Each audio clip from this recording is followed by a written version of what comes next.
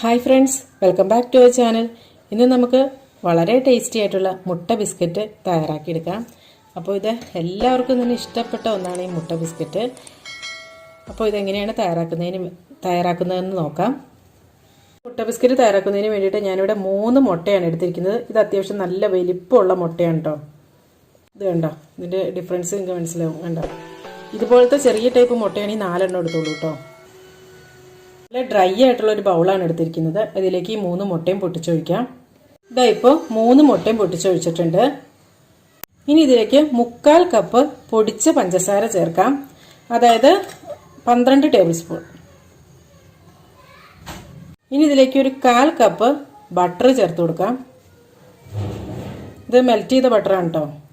Melt ചെയ്തിട്ട് കുറച്ച് ചൂടൊന്ന് ആറിയതിന് ശേഷം വേണം കേട്ടോ ചേർക്കാനായിട്ട്. മെൽറ്റ് ചെയ്ത ബട്ടറാണെങ്കിലും ചൂടോടുകൂടി ചേർക്കരുത് കേട്ടോ. 2 നുള്ള് ഉപ്പ് ചേർക്കാം. ഇനി ഇതിലേക്ക് 1 ടീസ്പൂൺ വാനില എസൻസ് ചേർക്കാം. ഇനി ഇതെല്ലാം കൂടെ നന്നായിട്ടൊന്ന് മിക്സ് ചെയ്തെടുക്കാം.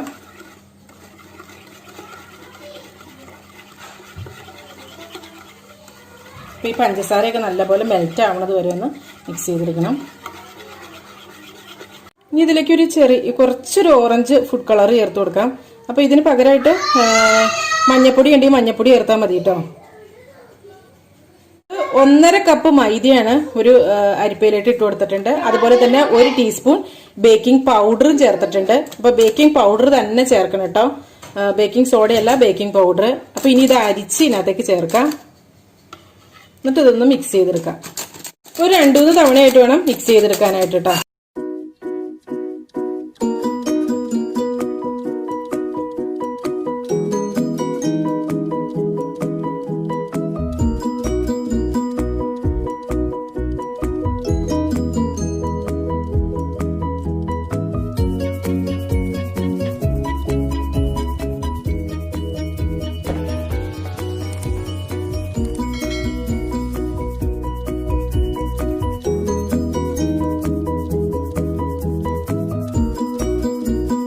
ഇതിപ്പോൾ നന്നായിട്ട് മിക്സ് ആക്കി എടുത്തിട്ടുണ്ട്. ഇനി ഇതൊരു പൈപ്പിംഗ് ബാഗിലിട്ട് നിറയ്ക്കാം.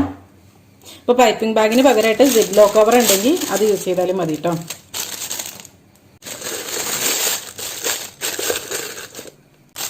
അപ്പോൾ ഇനി ഇത് ഇതിനകത്തേക്ക് കോരിയിടാം. അപ്പോൾ അതാ ഈ ഒരു കൺസിസ്റ്റൻസിയാണ് കേട്ടോ.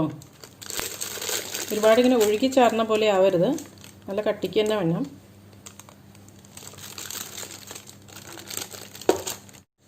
അപ്പോൾ ഇതായി ഈ ഒരു ബാഗിൽ നിറച്ചിട്ടുണ്ട്. ഇനി ഇതിൻ്റെ എൻഡ് ഒന്ന് കട്ട് ചെയ്ത് കളയാം.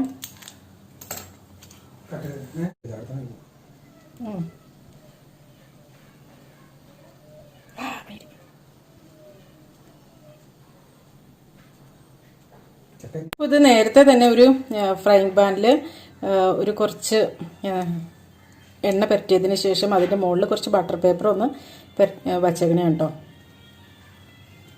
ഇനി ഇത് നമുക്ക് ഇഷ്ടമുള്ള പോലെയൊക്കെ അങ്ങോട്ട് കുറച്ചൊരു ഗ്യാപ്പ് ഇട്ടിട്ട് വേണം കേട്ടോ ഇത് വയ്ക്കാനായിട്ട്. ഇങ്ങനെ പ്രസ് ചെയ്ത് കൊടുക്കുക, പ്രസ് ചെയ്യുക, റിലീസ് ചെയ്യുക. പക്ഷെ കുറച്ചൊക്കെ ഷേപ്പൊക്കെ വ്യത്യാസമൊക്കെ ഉണ്ടാവും, അതൊന്നും കുഴപ്പമൊന്നുമില്ല. കാരണം ഇത് പരന്ന് വരുമ്പോൾ എല്ലാം കറക്റ്റ് ആയിക്കോളും. അതുപോലെ ഈ ബട്ടർ പേപ്പർ ഇല്ലെങ്കിലും പ്രശ്നമൊന്നുമില്ല കേട്ടോ.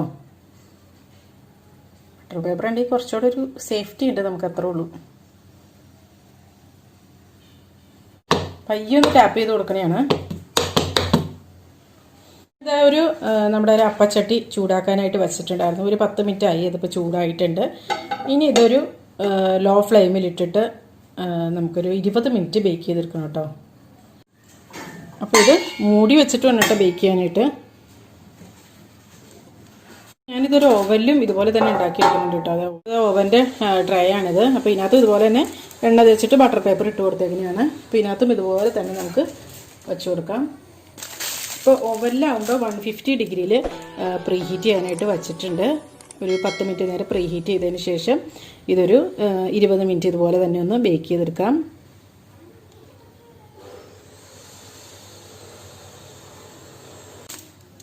ഇതുപോലെ ഒന്ന് ചുറ്റിച്ചിട്ട് ഇങ്ങനെയോട് വെച്ച് വെച്ചാൽ മതി കേട്ടോ.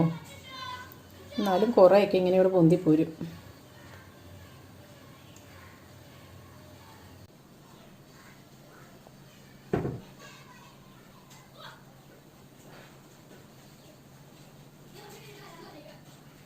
ഇതും എല്ലാതും റെഡിയാക്കി എടുത്തിട്ടുണ്ട്. ഇത് നമുക്കിനി ഞാനിത് കുക്കിംഗ് റേഞ്ചിലാണ് കേട്ടോ ഉണ്ടാക്കുന്നത്. അപ്പോൾ അതിനകത്തേക്ക് വെച്ച് കൊടുക്കാം. ഇത് ഇതിൻ്റെ ഉള്ളിലിട്ട് വെച്ച് കൊടുക്കാം.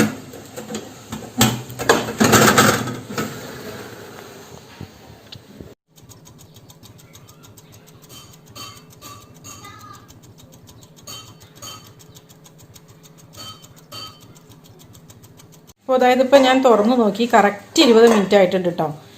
അപ്പോൾ ഞാൻ ഈ എന്താ പറയുക വലിയ ബർണറിലാണ് കേട്ടോ വെച്ചിരിക്കുന്നത്. നമ്മുടെ സാധാരണ 2 അടുപ്പിൻ്റെ ബർണറിലാണെങ്കിൽ ഞാനിത് വലിയ ബർണറിൽ അത്ര വലിയ ക്രിസ്പി ഒന്നും അല്ല കേട്ടോ. ഇത് കുറച്ച് നേരം കഴിയുമ്പോഴാണ്, തണുത്ത് കഴിയുമ്പോഴാണ് കേട്ടോ ക്രിസ്പി ആവുള്ളൂ. അപ്പോൾ ഇനി നമുക്കിത് ഫ്ലെയിമൊക്കെ ഓഫ് ചെയ്യാം. അപ്പോൾ ഇനി അടുത്തത് വയ്ക്കണമെങ്കിൽ ഇതിൻ്റെ ചൂടാറിയതിന് ശേഷം വേണം കേട്ടോ അടുത്തത് വയ്ക്കാനായിട്ട്. അതായത് ഈ പാനിൻ്റെ ചൂടില്ലേ, നമ്മൾ ഈ വെച്ചേക്കുന്ന പാനിൻ്റെ ചൂടാറിയതിന് ശേഷം വേണം അടുത്ത് വയ്ക്കാനായിട്ട്. അല്ലെങ്കിൽ വേറെ പാൻ ഉണ്ടെങ്കിൽ ആ പാനിൽ ഇതുപോലെ തന്നെ ചുറ്റിച്ച് വെച്ചതിന് ശേഷം ഇതിനകത്തേക്ക് വെച്ച് കൊടുത്തേച്ചാൽ മതി കേട്ടോ. താഴെ നമ്മൾ വെറുതെ വെച്ചിട്ടില്ല ഒരു അപ്പച്ചട്ടി, അതിൻ്റെ ചൂടല്ല കേട്ടോ, അതിന് നല്ല ചൂട് തന്നെ വേണം. പക്ഷേ ഈ മറ്റേ പാനിൻ്റെ ചൂടാറിയതിന് ശേഷം വേണം കേട്ടോ നമ്മൾ അടുത്തത് വയ്ക്കാനായിട്ട്. അപ്പോൾ ഇതാ ഓവനിൽ നിന്നുള്ളയും റെഡിയായി കിട്ടിയിട്ടുണ്ട്. ഞാൻ കൂടുതലും ഇതൊക്കെ ഓവനിൽ തന്നെയാട്ടോ ഉണ്ടാക്കാറുള്ളത്. കാരണം എന്ന് വെച്ചിട്ടുണ്ടെങ്കിൽ ഇപ്പം ഞാൻ ഈ ഒരു ട്രേ വെച്ചു, അത് കഴിയുമ്പോൾ തന്നെ അതെ അപ്പോൾ അടുത്തൊരു ട്രേ വെച്ചേക്കുകയാണ്. പിന്നെ അത് കഴിയുമ്പോൾ തന്നെ അടുത്തത് വെക്കാനായിട്ട് റെഡിയാക്കി വെച്ചേക്കുകയും ചെയ്തേക്കാം.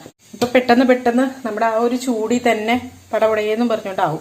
മറ്റേന്ന് പറയുമ്പോൾ എൻ്റെ കയ്യിൽ പാൻ അധികം ഇല്ല. അപ്പോൾ പാൻ ഒന്ന് കഴിഞ്ഞ് പിന്നെ അടുത്തിൻ്റെ ചൂടാറി ഒക്കെ വരുമ്പോഴത്തേനും പിന്നെ അതിൻ്റെ ഇത് വലിയ ട്രേ ആയതുകൊണ്ട് കുറേ ഉണ്ടാക്കാനും പറ്റും. അപ്പോൾ ഓവനൊക്കെ ഉള്ളവരാണെങ്കിൽ ഓവനിൽ തന്നെ യൂസ് ചെയ്യാം കേട്ടോ. അതാകുമ്പോൾ കുറച്ചുകൂടെ എളുപ്പത്തിൽ നമുക്ക് നടക്കും. ഇത്രയ്ക്കും നല്ല ക്രിസ്പി ആയതിന് ശേഷം വേണ്ട എടുക്കാനായിട്ട്. ഇതിൻ്റെ അടിവശം കണ്ടോ, ഇതുപോലെ ഈ ഒരു കളറ് വന്നാലാണ് എടുക്കാൻ പോകുള്ളൂ. ചെറിയൊരു കളറ് മാറിയതും പറഞ്ഞുകൊണ്ട് എടുക്കരുത്, കുറച്ച് നല്ലൊരു കളറ് മാറണം, എങ്കിലാണ് ഈ ടോപ്പ് വശമൊക്കെ നല്ല ക്രിസ്പി ആവത്തുള്ളൂ കേട്ടോ. ഇത് കണ്ടോ, ഇതിൻ്റെ ശരിക്കും ചൂടാറിയിട്ട് പോലില്ല. എന്നിട്ടും കണ്ടോ ഇതിൻ്റെ ചൂടൊക്കെ ആറിക്കഴിയുമ്പോൾ കുറച്ചുകൂടി ഒന്ന് നല്ലപോലെ ക്രിസ്പി ആവും കേട്ടോ. എന്നിട്ട് ഇതൊരു ടിന്നിലിട്ട് അടച്ച് വെച്ചേക്കുകയാണെങ്കിൽ നമുക്ക് കുറേ നാൾ ഉപയോഗിക്കാൻ പറ്റും. അപ്പോൾ ഇതെല്ലാവരും ഒന്ന് ട്രൈ ചെയ്ത് നോക്കുക കേട്ടോ. എന്നിട്ട് നിങ്ങളുടെ അഭിപ്രായങ്ങളും നിർദ്ദേശങ്ങളും ഒക്കെ കമൻസിലൂടെ അറിയിക്കുക.